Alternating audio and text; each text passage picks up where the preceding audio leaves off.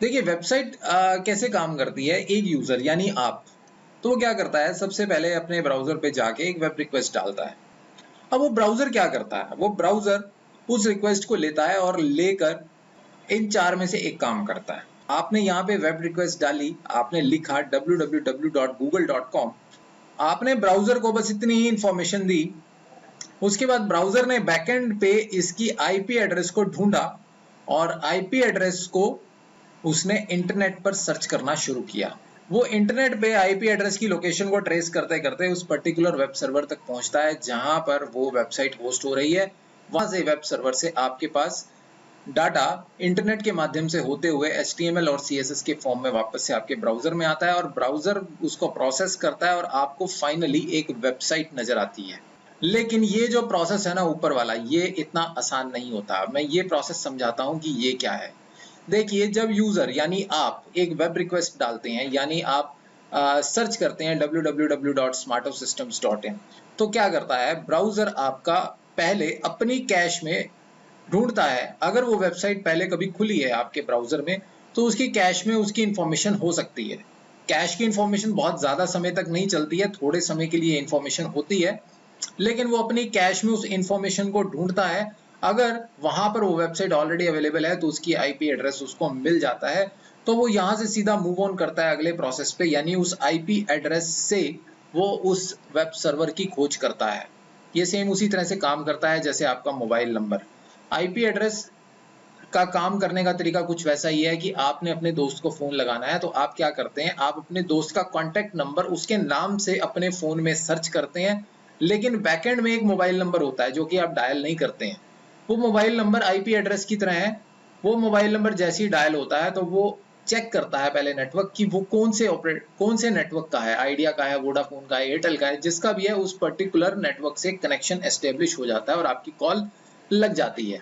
लेकिन यहां पर क्या हो रहा है, सबसे पहले ब्राउजर ने अपने कैश में उस डाटा को ढूंढा कि स्मार्टो सिस्टम्स क्या पहले खुली थी। अगर खुली थी पहले स्मार्टो सिस्टम्स तो ऑब्वियसली उसकी इंफॉर्मेशन ब्राउजर कैश में सेव्ड है, तो वहां से आईपी एड्रेस भी मिल जाएगा और उसके कुछ कैश्ड पेजेस भी मिल जाएंगे और वेबसाइट तुरंत जो है ओपन हो जाएगी।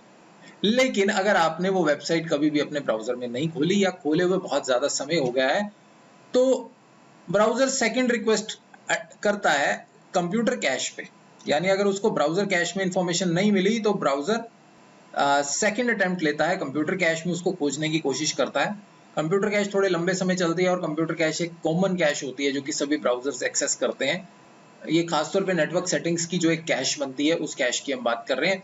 तो वहां से उसको इंफॉर्मेशन को खोजने की कोशिश करता है। अगर वो कभी आपके कंप्यूटर में किसी और दूसरे ब्राउजर में कभी वेबसाइट खुली है तो ऑब्वियसली उसका आईपी एड्रेस वहां पे कहीं ना कहीं सेव होगा, तो वहां से निकालने की कोशिश की जाती है। अगर वहां से आईपी मिल जाता है तो तुरंत जो है ये नेक्स्ट स्टेप में मूव ऑन हो जाता है पूरा प्रोसेस। और अगर यहाँ पे भी उसको आईपी एड्रेस नहीं मिलता है तो ब्राउजर क्या करता है, डीएनएस सर्वर के पास जाता है। ये डीएनएस सर्वर अक्सर आपका इंटरनेट सर्विस प्रोवाइडर यानी आईएसपी का सर्वर होता है। जैसे आइडिया, वोडाफोन, एयरटेल, इन सब के अपने अपने डीएनएस सर्वर्स हैं। तो यानी जिस इंटरनेट का आप यूज कर रहे हैं उसके डीएनएस सर्वर पे रिक्वेस्ट जाती है और वहां पर बहुत सारे लोग एक समय में या अलग अलग समय में सभी वेबसाइट्स को एक्सेस कर रहे होते हैं। अगर आप आइडिया का फोन यूज करते हैं और आइडिया पे किसी और आदमी ने भी कभी smartosystems.in खोला है तो ऑब्वियसली आइडिया के सर्वर पे उसका आईपी एड्रेस सेव्ड होगा। तो वहां पे अगर वो सेव्ड है तो वहां से ये इंफॉर्मेशन ले ली जाती है। डीएनएस सर्वर अक्सर हम अपने सिस्टम के बदल भी सकते हैं। इस प्रोसेस को हम बाद में डिस्कस कर लेंगे। नॉर्मली हम नेटवर्क सेटिंग्स में जाके जो IPv4 की सेटिंग्स होती है वहां पर आईपी एड्रेस के साथ हम डीएनएस सर्वर मैनुअली भी डाल देते हैं। अगर आप चाहते हैं कि गूगल के डीएनएस सर्वर आप यूज करना चाहते हैं तो सिंपली आप 8.8.8.8 primary DNS and secondary 8.8.4.4 use करते हैं। ऐसा कहा जाता है कि सबसे अच्छे रिजल्ट्स इस गूगल के डीएनएस के ही आते हैं क्योंकि गूगल एक सर्च इंजन है और गूगल के प्लेटफॉर्म पर हर वेबसाइट कभी ना कभी एक्सेस हुई है, तो आपको तुरंत जो है रिजल्ट मिलता है और एक्यूरेसी और जो स्पीड है रिजल्ट्स की बहुत ज़्यादा होती है। अक्सर अगर आप BSNL या MTNL का ब्रॉडबैंड यूज़ करते हैं तो डीएनएस में प्रॉब्लम आती है। तो इवन जो BSNL के एम्प्लॉयज़ हैं वो भी आपको कहेंगे कि आप गूगल के डीएनएस डालिए, यानी वो आपके राउटर में खुद से 8.8.8.8 और 8.8.4.4 सेट करके देकर जाएंगे। ये जो है डीएनएस सर्वर, ये आप राउटर में भी सेट कर सकते हैं। अगर राउटर में सेट हो जाते हैं तो उसका बेनिफिट ये है कि उस राउटर से जितने भी पीसी कनेक्टेड हैं सबको इन डीएनएस का एक्सेस मिल जाता है, और आप पर्टिकुलर अपने पीसी में भी सेट कर सकते हैं नेटवर्क सेटिंग्स में जाके। तो ब्राउजर आपका डीएनएस सर्वर से रिक्वेस्ट करता है कि मुझे इसका आईपी एड्रेस बताया जाए ताकि उस आईपी एड्रेस तक पहुंचा जा सके। अगर उस डीएनएस पे भी वो इंफॉर्मेशन नहीं अवेलेबल होती है, ऐसा अक्सर हो जाता है अगर वो वेबसाइट नई है, तो क्या होता है, तो ब्राउजर नेक्स्ट रिक्वेस्ट करता है रूट डीएनएस सर्वर से। रूट डीएनएस सर्वर वो होता है जो कि इंफॉर्मेशन सेव रखता है सभी टीएलडीज की। टीएलडीज क्या होती हैं? TLD stands for top level domains, जैसे .com, .in, .co.in, .net, .org, ये सब टॉप लेवल डोमेन्स हैं। तो ये जो रूट डीएनएस सर्वर है, ये टॉप लेवल डोमेन्स के सर्वर से कांटेक्ट बनाता है, और वहां से टॉप लेवल डीएनएस सर्वर पे हमेशा ही ये इंफॉर्मेशन सेव होती है कि अथॉरिटेटिव नेम सर्वर्स क्या हैं।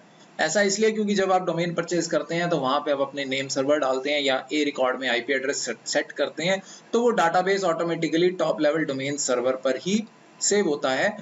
तो यानी जब ये इंफॉर्मेशन आपको इन 3 जगह से नहीं मिलती है किसी भी ब्राउजर को, तो वो ब्राउजर ऑटोमेटिकली, और रूट डीएनएस सर्वर पे हमेशा ये इंफॉर्मेशन सेव होती है कि कौन सा टीएलडी किस सर्वर पे होस्टेड है। बस इतना ही इंफॉर्मेशन होता है कि .com अगर है तो .com के लिए ब्राउजर को कहाँ जाना है, .net है तो .net के लिए ब्राउजर को कहाँ जाना है, .co.in है तो उसके लिए ब्राउजर को कहाँ जाना है। फॉर एग्जांपल आपकी वेबसाइट है smartosystems.in, तो वो .in का डाटा जो है इस रूट डीएनएस सर्वर पे सेव्ड है।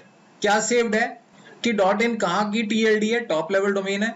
अब यहाँ पर सेव्ड है कि ये इंडिया की है, तो इंडिया के कौन से सर्वर पे वो चल रही है, तो वो इंफॉर्मेशन यहाँ से आपको मिल जाएगी कि ये जो है ये इस पर्टिकुलर जगह के सर्वर पे, बेंगलोर या बॉम्बे, वहां के सर्वर पे ये प्राइमरीली होस्टेड है, यानी इसकी इंफॉर्मेशन वहां से मिल जाएगी। तो उस पर्टिकुलर आईपी एड्रेस पे ये मूव कर देगा, वहां से आपको इंफॉर्मेशन मिलेगी कि इस .in डोमेन के नेम सर्वर्स क्या है।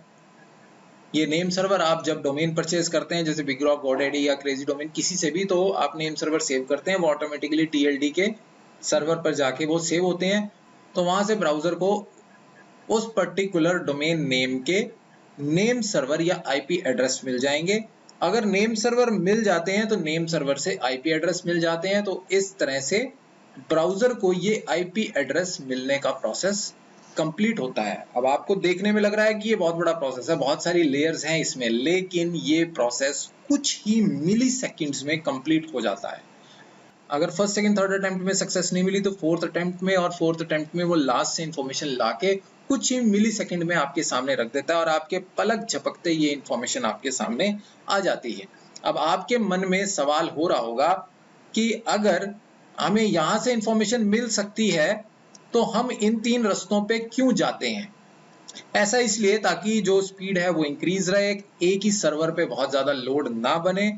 अदरवाइज क्या होगा कि सभी लोग अगर इसी रास्ते से जाने लगे तो इस पर्टिकुलर चैनल पे बहुत ज़्यादा ट्रैफिक हो जाएगा। तो प्राइमरी कोशिश यही होती है कि इन रास्तों से कहीं से आंसर को खोज लिया जाए। तो अब यहाँ से आपको आईपी एड्रेस मिल जाता है। ये आईपी एड्रेस अब ब्राउजर के पास आ गया है। अब ब्राउजर इस आईपी एड्रेस पे पिंग मारता है और इंटरनेट के थ्रू उस पर्टिकुलर आईपी एड्रेस तक पहुंचता है। अब ये आईपी एड्रेस ये बताता है कि इस वेबसाइट को कहां पर होस्ट किया गया है, कौन सी कंट्री में और कौन सी लोकेशन पर, किस सर्वर पर होस्ट किया गया है। तो अब ये ब्राउजर उस पर्टिकुलर सर्वर पे कनेक्शन बनाता है जहां पर उस वेबसाइट को होस्ट किया गया है। जिस वेब सर्वर की वो आईपी एड्रेस है वहां पर जब कनेक्शन एस्टेब्लिश हो जाता है तो वहां से उसको HTML, CSS, जावास्क्रिप्ट की फॉर्म में फाइल्स मिलती हैं। तो उस वेब सर्वर पे ये सारा डाटा HTML, CSS और जावास्क्रिप्ट की फॉर्म में अवेलेबल होता है। उसके बाद वो सब फाइल्स जो हैं 01 की फॉर्मेट में एनकोड हो जाती हैं। एनकोड होकर वो आपके ब्राउजर तक पहुंचती हैं और ब्राउजर उनको वापस से डिकोड करता है। डिकोड करके उसको HTML में कन्वर्ट करता है। वो 01 की लैंग्वेज जो है, वो 01 के पैकेट्स जो है वो आपके डिकोड किए जाते हैं और डिकोड होके वो HTML की फॉर्मेट में ब्राउजर में आते हैं और ब्राउजर आपको एंड रिजल्ट के तौर पे एक वेबसाइट शो करता है, आपको सिर्फ वो वेबसाइट नजर आती है, आपको उसके पीछे की साइंस और पीछे की HTML, पीछे की 01 की लैंग्वेज, पीछे का IP एड्रेस, ये कुछ भी नजर नहीं आता है। तो आपके लिए एक्सपीरियंस सिर्फ इतना होता है कि आपने एक वेब रिक्वेस्ट डाली कि www.smartosystems.in और ब्राउजर ने ये पीछे सारा प्रोसेस चुपचाप कुछ ही मिली सेकेंड्स में किया और आपको रिटर्न कर दी स्मार्टो सिस्टम्स की खूबसूरत सी वेबसाइट, और आप देखकर खुश हो गए। किसी भी वेबसाइट का HTML सोर्स देखने के लिए आप उस पर राइट क्लिक करके इंस्पेक्ट एलिमेंट कर सकते हैं या व्यू पेज सोर्स कर सकते हैं, तो आपको उसका HTML और CSS तो एटलीस्ट दिख ही जाएगा और इवन जावास्क्रिप्ट भी नजर आ जाती है, लेकिन उसके पीछे की पूरी वर्किंग आप कभी भी नहीं देख सकते क्योंकि वो बहुत सारी लेयर्स में से होकर आती हैं।